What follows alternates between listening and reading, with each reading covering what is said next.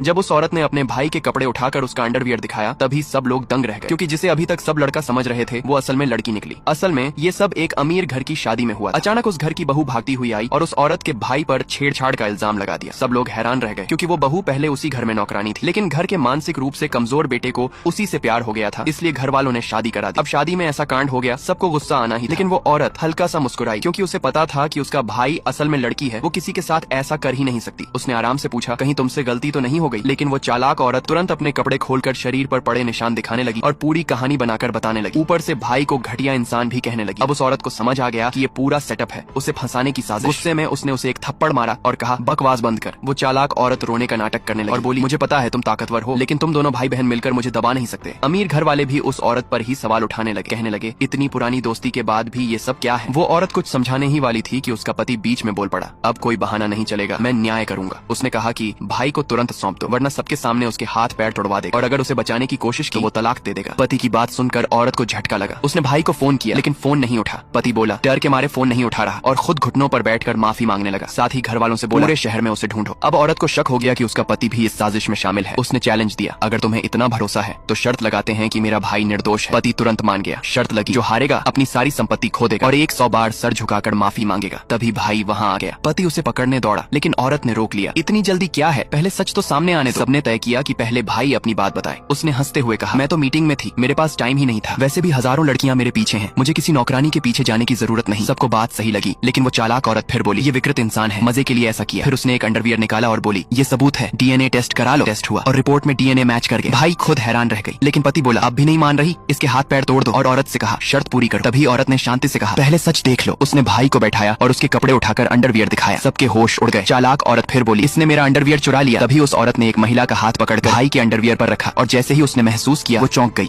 ये तो लड़की